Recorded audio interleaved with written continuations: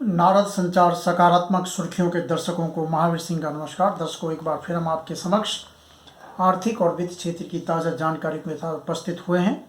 इस बार हम बात करेंगे देश में खाद्यान्न पैदावार की। कृषि मंत्रालय ने जो ताज़ा आंकड़े जारी किए हैं उसके मुताबिक देश में इस बार रिकॉर्ड 31 करोड़ टन से अधिक खाद्यान्न का उत्पादन होने का अनुमान है।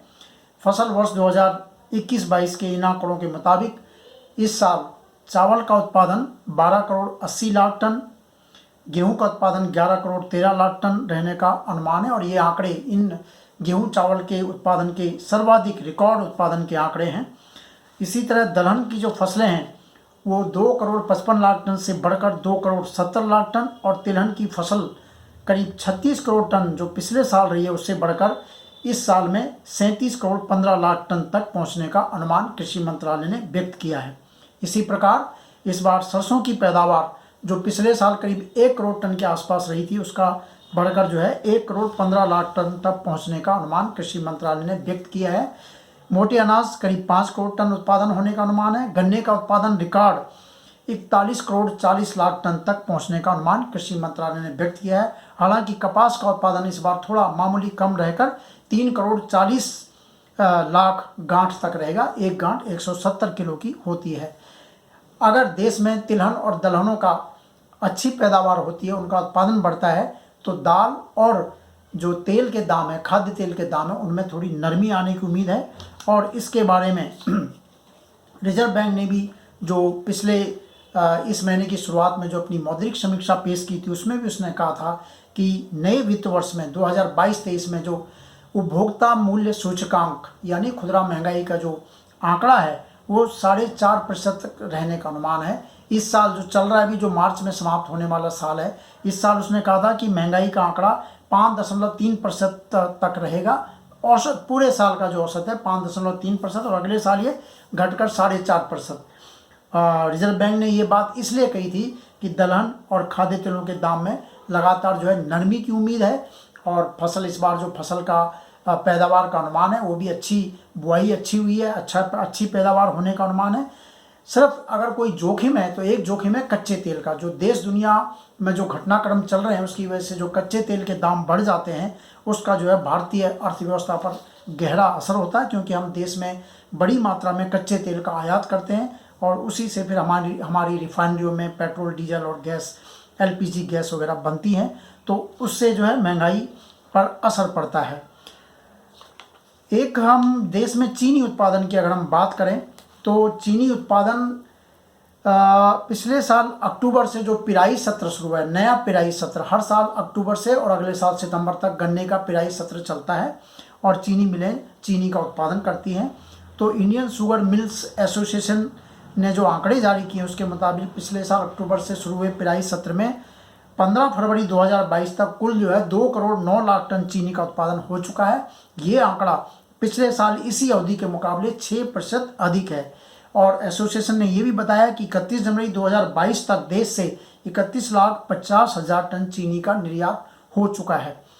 देश से चीनी का निर्यात अगर बढ़ता है तो यह चीनी मिलों की सेहत के लिए बहुत अच्छी खबर है। अब तक 50 लाख टन चीनी निर्यात के सौदे हो चुके हैं और उसमें से 31.5 लाख टन का निर्यात हो चुका है। चीनी का निर्यात अगर होता है तो चीनी मिलों को काफ़ी फ़ायदा होगा, चीनी मिलों की सेहत पर अच्छा असर पड़ेगा, और सबसे ज़्यादा फ़ायदा जो गन्ना किसान हैं उनको समय पर भुगतान हो सकेगा। क्योंकि इसकी एक वजह पिछले 1-2 साल में जो गन्ने का संकट और गन्ना भुगतान का जो संकट खड़ा हुआ था उसकी सबसे बड़ी वजह यही रही है कि चीनी, जो देश में चीनी का उत्पादन है वो ज़रूरत से ज़्यादा हो रहा है।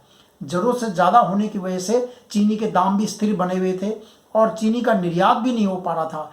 निर्यात बाजार में जो चीनी के दाम मिलों को मिल रहे थे वो उनकी लागत से कम थे, और उसके बाद फिर सरकार सक्रिय हुई। सरकार ने इस की तरफ कदम बढ़ाया, मिलों को कहा कि आप निर्यात कीजिए, आपका जो घाटा होगा उसमें हम कुछ आपकी मदद करेंगे, और सरकार ने निर्यात के मामले में चीनी मिलों को मदद दी। चीनी का निर्यात शुरू हुआ। पिछले साल करीब 50-60 लाख टन चीनी का निर्यात हुआ, और उसके बाद चीनी मिलों की उनकी जो आय है उसमें सुधार आया, और मिलों गन्ना किसानों का भुगतान भी जो है किया जा सका है, और जो काफ़ी बढ़िया था अब तो काफ़ी कम नीचे आ चुका है जैसे कि आंकड़े सरकार देती है। तो उससे, और एक जो मदद चीनी मिलों को दी गई है उसमें यह है कि उनको एथनॉल बनाने के लिए कहा गया है। गन्ने में चीनी के साथ साथ एथनॉल का उत्पादन होने से भी उनकी आय में थोड़ा सुधार हुआ है, और इस एथनॉल को सरकार जो है पेट्रोल और डीजल में मिलाने के लिए 5% और 10% जो है पेट्रोल और डीजल में एथनॉल का मिश्रण किया जा रहा है। तो इससे जहाँ एक तरफ चीनी मिलों की कमाई में सुधार हुआ, वहीं दूसरी तरफ हमारे जो इंपोर्ट होता है कच्चे तेल का, उसमें भी थोड़ी कमी आई है, क्योंकि 5-10% हम उसमें एथनॉल मिला रहे हैं। तो ये दोनों तरफ के लिए फ़ायदे का सौदा है। और इस तरह अगर देश में खाद्यान्न का उत्पादन अच्छा होता है, तिलहन का उत्पादन अच्छा होता है, दलहन का उत्पादन अच्छा होता है, तो आने वाले समय में इस पर इनकी महंगाई पर इसका असर पड़ेगा, महंगाई कुछ कम होगी और आम जनता को इसका फ़ायदा जो है दिखेगा। एक और जानकारी हम अपने दर्शकों को देना चाहेंगे कि आपने पिछले कुछ दिनों से भारतीय जीवन बीमा निगम अपने IPO को लेकर चर्चा में बना हुआ है। भारतीय जीवन बीमा निगम एक सरकारी कंपनी है जो कि आपको बीमा की सुरक्षा उपलब्ध कराती है, और ये पिछले काफ़ी लंबे समय से देश में लोगों को जीवन बीमा दे रही है। तो LIC अपना एक IPO लेकर आ रहा है, IPO इनिशियल पब्लिक ऑफर, यानी प्रारंभिक सार्वजनिक निर्गम, जिसमें वो अपने 5% शेयर जो है बेचेगा, बाजार में बेचेगा, जनता को बेचेगा, संस्थानों को बेचेगा, विदेशी संस्थानों को बेचेगा, और इससे उसे जो है 65,000 करोड़ रुपए मिलने की उम्मीद है। उसे मतलब सरकार को, क्योंकि सरकार ही इनकी बड़ी प्रमोटर है, सरकार को ये पैसा मिलेगा। और इसमें 31 करोड़ 60 लाख शेयर जो है बाजार में बेचे जाएंगे, और जल्द ही ये IPO खुलने वाला है।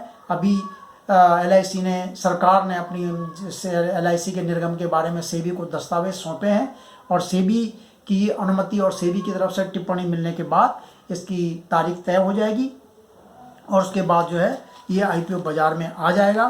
और LIC समाचार पत्रों में विज्ञापन और खबरों के जरिए लगातार जो है अपने पॉलिसी धारकों को इसके बारे में सजग कर रहा है। पॉलिसी धारकों को वह इस निर्गम में कुछ रियायत देने की, उनको प्राथमिकता देने की भी कुछ योजना बना रहा है। इससे जितने भी LIC के पॉलिसी धारक हैं उनको LIC के शेयर मिल पाएंगे।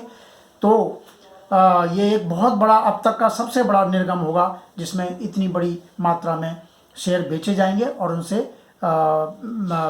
जो शेयर का पैसा मिलना है वो इतने उगाए जा सकेंगे।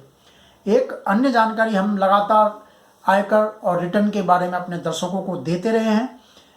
आकलन वर्ष 2021-22 में जो रिटर्न भरी गई हैं वो करीब 6 करोड़ 30 लाख के करीब रिटर्न भरी गई हैं। आयकर विभाग के मुताबिक ये जानकारी हमारी सामने आई है, और इसके अब जो इनके विश्लेषण किया गया उसके मुताबिक सिर्फ 8% करदाता, 6.3 करोड़ में से 8% करदाता ही ऐसे हैं जिन्होंने अपनी आय जो है 10 लाख रुपए से अधिक बताई है। और सही मायने में अगर माना जाए तो यही एक वर्ग है जो सरकार को एक तरह से कर देता है। 8% यानी 6.3 करोड़ का 8% अगर हम निकालेंगे तो ये 50 लाख के करीब बनता है। तो 50 लाख करदाता ऐसे हैं जिन्होंने अपनी आय जो है 10 लाख रुपए से अधिक बताई है। और राजस्व सचिव तरुण बजाज ने एक मौके पर यह कहा है कि जो ये वर्ग है 10 लाख रुपए से अधिक जो अपनी आय दिखा रहा है, ये कि बहुत छोटा आकार इसका है, और यही वजह है कि हम चाहकर भी जो है करदाताओं को कोई बड़ी रियायत नहीं दे पा रहे हैं। आपको पता होगा कि इस साल के बजट में सरकार ने जो है आयकर की स्लैब में कोई बदलाव नहीं किया है। तो फिलहाल इतना ही हम अपने दर्शकों से विदा लेते हैं, और अगले एपिसोड में फिर आपसे मुलाकात होगी। आप अपने हमें सुझाव दीजिए, टिप्पणी कीजिए। नमस्कार।